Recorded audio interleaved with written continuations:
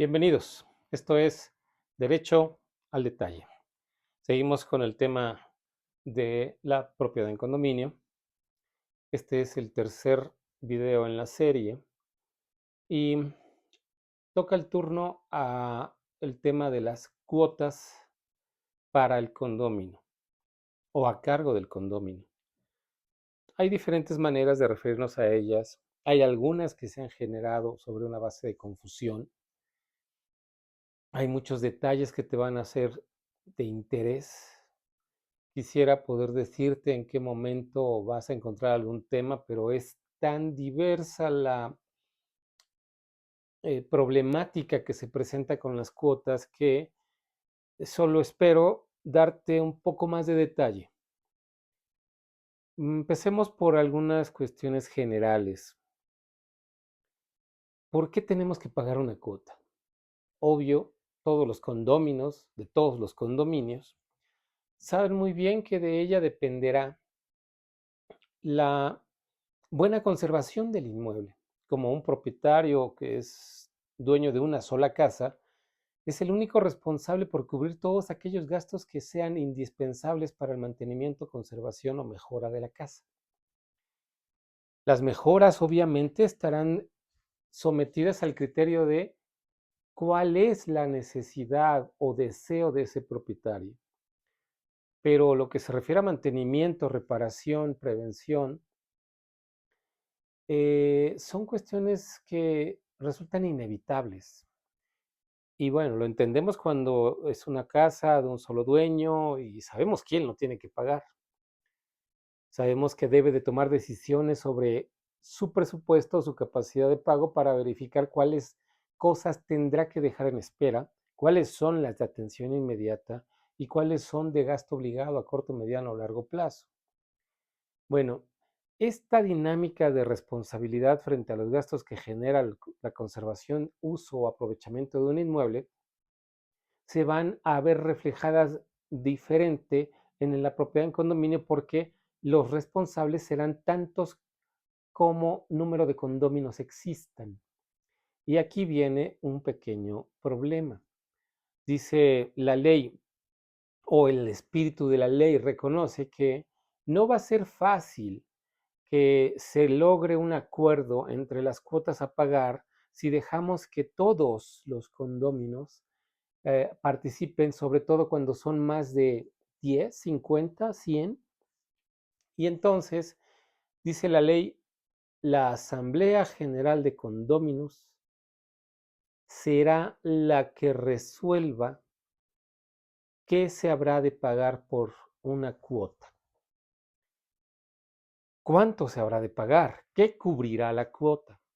Y esta Asamblea General de Condóminos sale de la dinámica informal en donde todos podrán participar, decir, considerar o rechazar, criticar a nivel pasillo, a nivel convivencia, a nivel plática. Porque cuando ya hablamos de la Asamblea General de Condominios, estamos hablando de una reunión formal con ciertas reglas en donde se deberá de tomar primero cuál es el orden del día y en el orden del día debe de estar esta determinación de las cuotas de mantenimiento. Y dice la ley, bueno, ¿qué tipo de cuotas hay? Dice que solo hay dos. Aquí presta especial atención. Son las cuotas ordinarias o extraordinarias. ¿A qué nos referimos? Las ordinarias serán todas aquellas que cubrirán mantenimiento, reserva, servicios. Hablan por ahí también de administración o alguna otra compra o adquisición vinculada con las necesidades de condominio, pero que atienden a actividades o dinámicas o instalaciones muy específicas. Ubica tú un condominio que tenga alberca. Obviamente va a tener el servicio para el mantenimiento de la alberca y también el servicio de personal relacionado con la alberca, si quieren instructores o si quieren salvavidas o si quieren solo aquel encargado de la conservación de del agua de la alberca para que no provoque ninguna insalubridad. También vas a tener instalaciones relacionadas o materiales instalados para poder soportar la humedad que se genera con la alberca. Entonces tienes un servicio o una necesidad muy específica.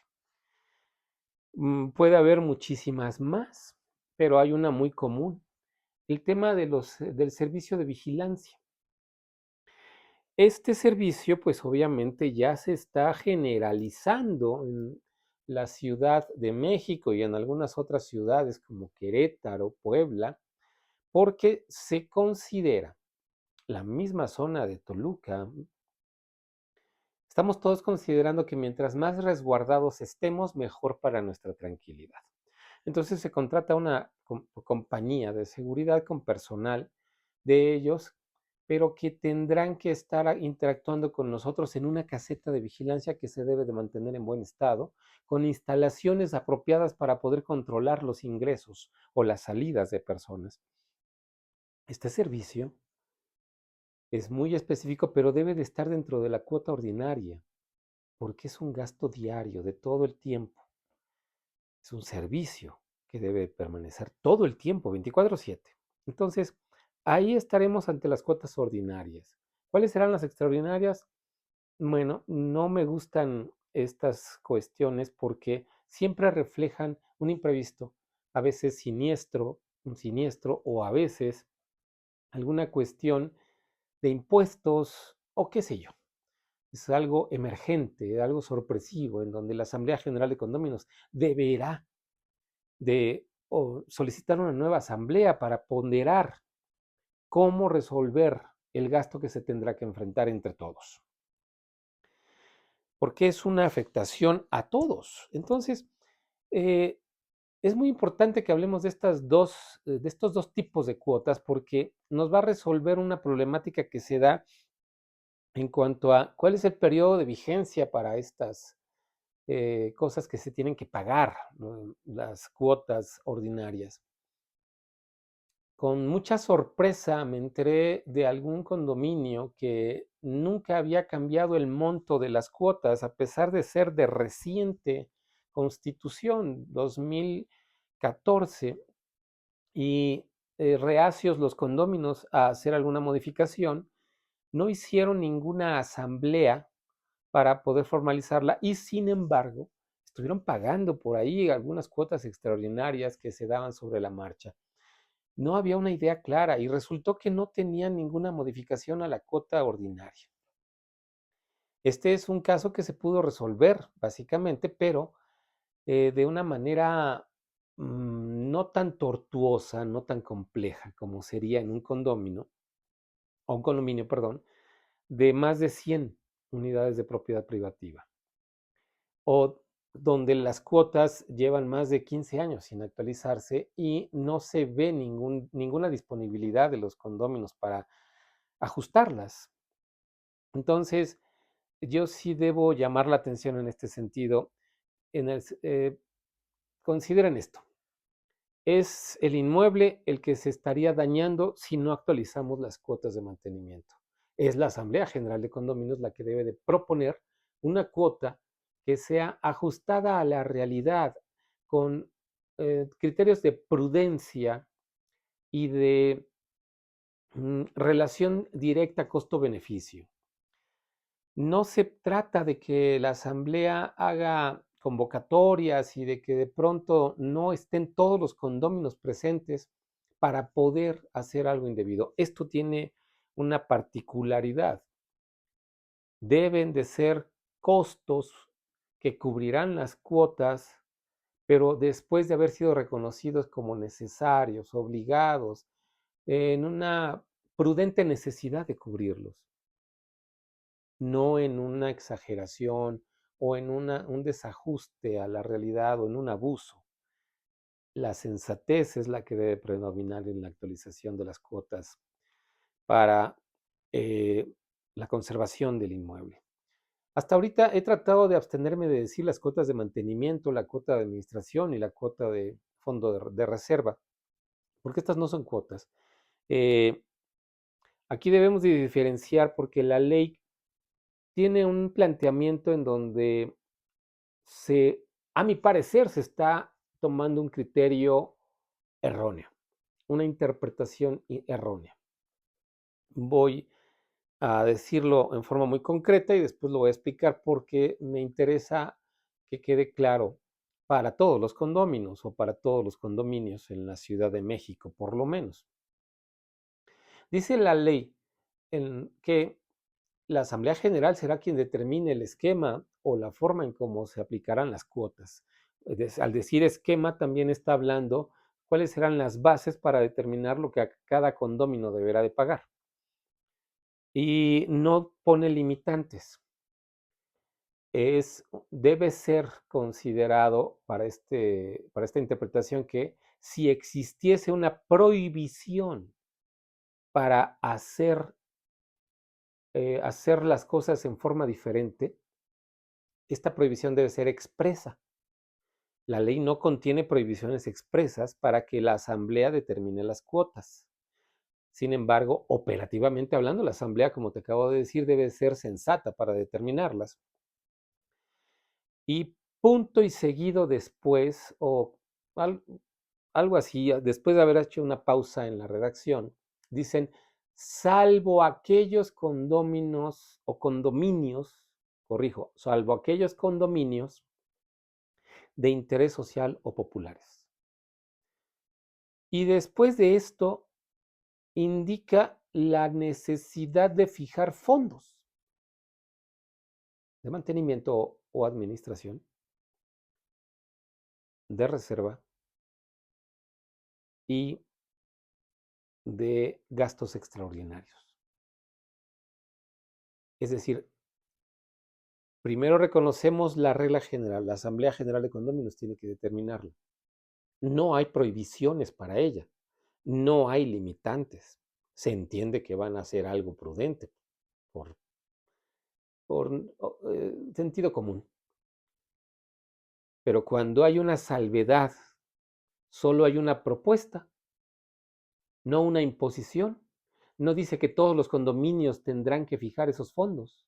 No, dice cuando estemos en esta excepción de los intereses, los condominios de interés social, vamos a generar estos fondos. Y yo presumo e interpreto que era necesario hacerlo porque cuando estamos ante este tipo de condominios de interés social, el número de propiedades, de unidades de propiedad privativa es exagerado. Estamos hablando de 50 unidades o 50 departamentos o de 150. Hay quienes hablan hasta de más de 200. Hay unidades de propiedad en condominio o unidades habitacionales que tienen que ser subdivididos porque son tantos que no se pueden organizar fácilmente a través de una sola asamblea. Es decir, ahí sí yo entiendo que busquen resguardar a estos condominios con la generación obligada de los fondos de administración, mantenimiento, reserva y gastos extraordinarios. Pero cuando se trata de un condominio privado en donde el número de unidades de propiedad privativa no es tanto, en donde las personas que son condóminos o poseedores tienen disponibilidad, posibilidad y criterio para organizarse porque buscan vivir bien, bueno, pues entonces no se limitó, la ley no lo prohíbe, la ley no dice que estaría sancionado quien no lo haga o quien lo haga diferente, sancionar a quien no lo haga así con creación de estos fondos.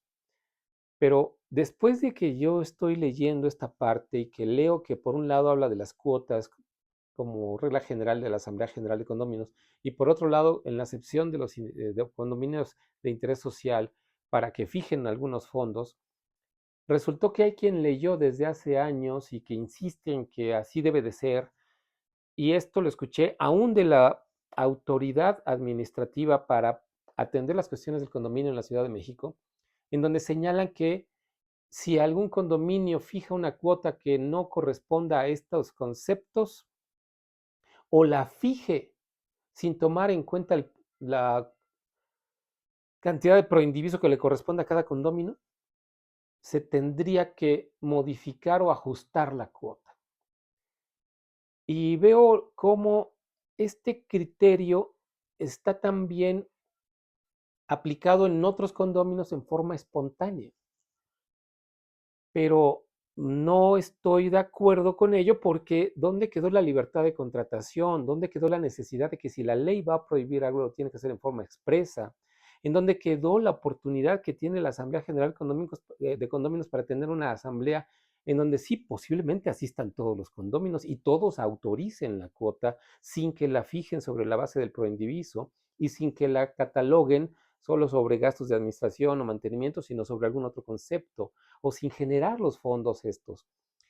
¿Dónde quedó la libertad o la posibilidad de que esa asamblea, después de no haber tenido a todos los condóminos presentes, pero sí al quórum necesario para llevarse a cabo, pues tiene el derecho y la posibilidad de darles noticia de la resolución de la asamblea a los condóminos inasistentes, y estos tienen oportunidad en determinado plazo de oponerse o guardar silencio, no oponerse porque manifestarán un consentimiento tácito de las resoluciones logradas durante la asamblea para determinar algún tipo de cuota en específico.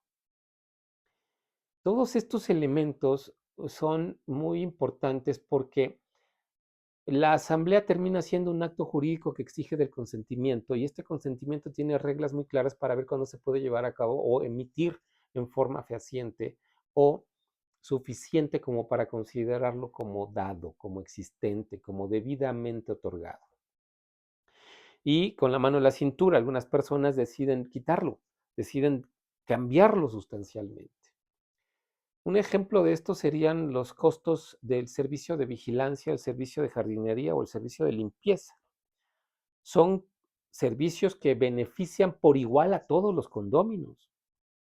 Todos tienen la misma necesidad de protección, todos tienen la misma necesidad de limpieza. Pero, ¿por qué tendrían que dar una cuota diferente de acuerdo a su propiedad de proindiviso o su titularidad respecto del proindiviso?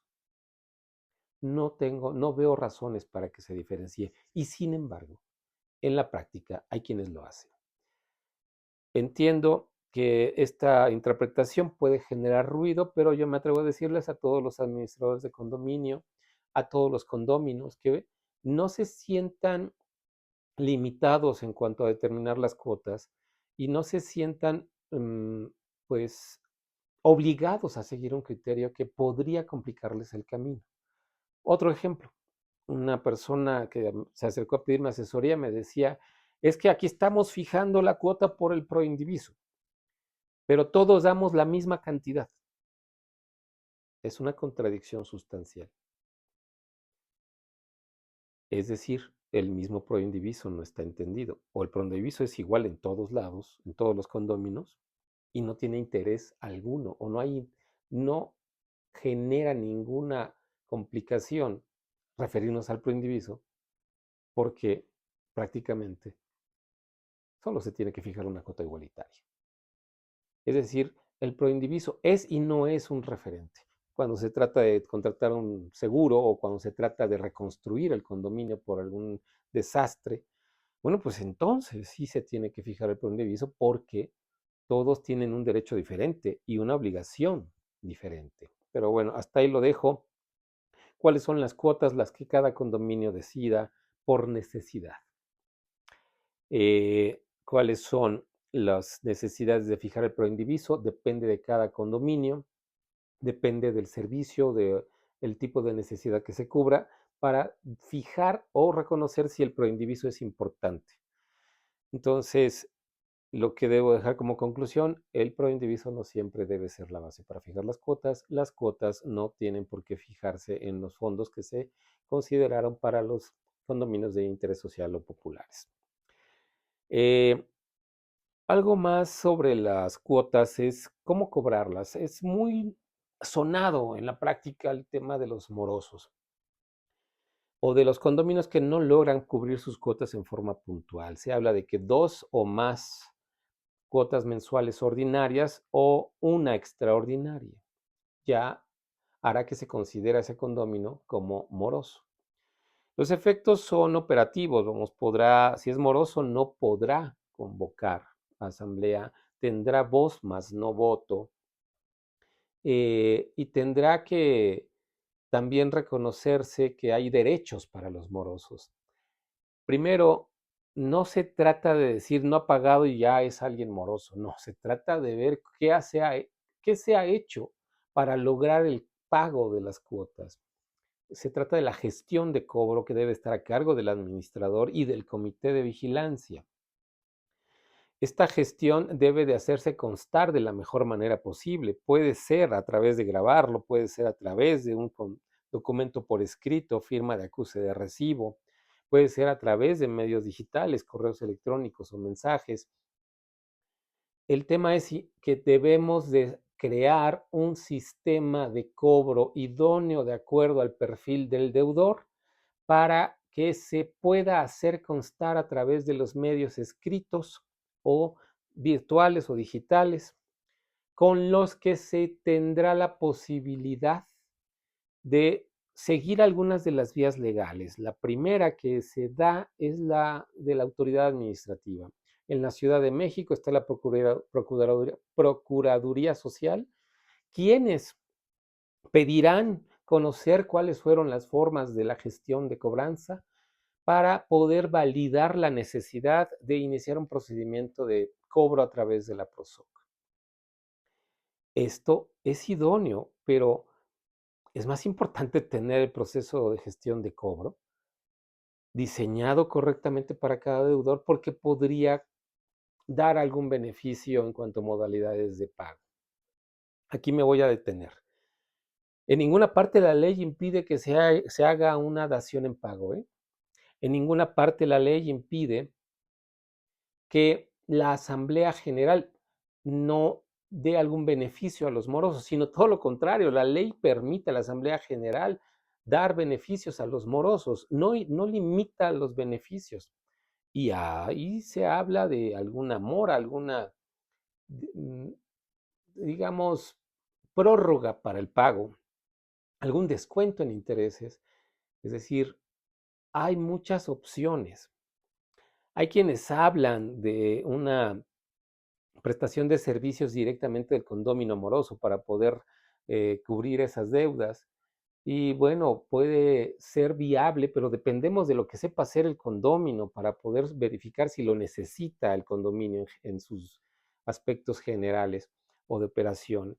Entonces, una vez que reconocemos esto de que los morosos no solo son morosos porque no pagan, sino que también se abre una posibilidad de cobro diseñado para cada cual, sino que también se tiene que documentar cómo se ha buscado que paguen o se han dado facilidades para que paguen y hay una negativa, cuando ya estamos ante una situación muy tensa entre los condóminos porque no están nada contentos con la falta de pago de alguno de los condóminos, bueno, pues entonces estarás frente a una alternativa. O te vas a la PROSOC al procedimiento para que te ayuden a cobrar, acreditando que ya gestionaste de la mejor manera posible un cobro que no ha podido cubrir el pago y que debe de someterse al procedimiento conciliatorio para ver si se llega a un arreglo y si no se llega para buscar el procedimiento arbitral a fin de llegar a un laudo en donde se le exigirá el pago y si en caso de incumplimiento pues procederá, existe el procedimiento administrativo de sanción. Bueno, todo esto siempre dejando a salvo los derechos del condominio para poder hacer el cobro de pago de pesos por las cuotas que no se han cubierto. Entonces, la otra opción es irte con un juez competente en la zona donde está el condominio para poder demandar el pago de esas cuotas, cubriendo otros requisitos. Y aquí es donde viene cierta complicación o contradicción de la ley. Es una de tantas contradicciones que presenta la ley. Primero, la ley dice, para poder llegar con un juez tendrás que exhibir, el código dice, tendrás que exhibir el estado de cuenta, validado por el administrador debidamente registrado en la PROSOC, y el comité de vigilancia también autorizándolo, pero con el acuerdo de la asamblea en donde se fijó esa cuota o se obligó al pago de la cuota por parte de los condóminos, de entre los cuales está el moroso. Solo estos requisitos, en ningún momento dice, y después de haber agotado los procedimientos ante PROSOC, eso no lo dice. Bueno, una vez cubiertos estos requisitos, pues ya te lo estoy señalando. No se trata de ir a cobrar así como hacía con el juez, se trata de tener estados de cuenta debidamente emitidos en forma mensual, estados de cuenta validados por el comité de vigilancia, estados de cuenta firmados por el administrador y con un procedimiento donde se le exige el pago de acuerdo a lo que a las cuotas que ya fijó la Asamblea General en una asamblea debidamente registrada en un acta de asamblea para que se dé cuenta de lo que se debe de cobrar. Aquí es en donde es un supuesto en donde aquella recomendación de la ley para aquí en la ciudad y llamen al notario público cuando sea necesario. Te recomiendo que cuando se fijen cuotas busques el servicio de un notario para darle mayor contundencia, validez o fuerza probatoria a esa acta de asamblea. ¿De acuerdo? Bueno, ya que tenemos esta parte cubierta en cuanto a que sí tenemos morosos, pero tenemos una manera muy específica de tratar a los morosos o de procurar a los morosos, también debemos de considerar algo más. Hay posibilidad de que los morosos no paguen. La primera es cuando se transmite la unidad de propiedad privativa a través de una venta. Si no paga, pues el nuevo adquirente va a quedar con la deuda, entonces el otro se queda sin pagar. Otra, que caiga en una insolvencia acreditada, es decir, que sí exista una imposibilidad de pago.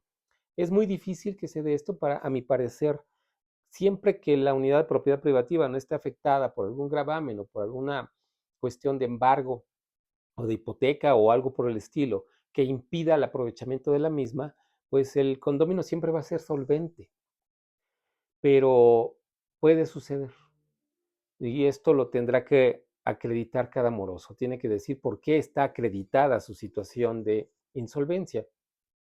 Y si nos vamos a una otra opción, alguna otra opción es la prescripción.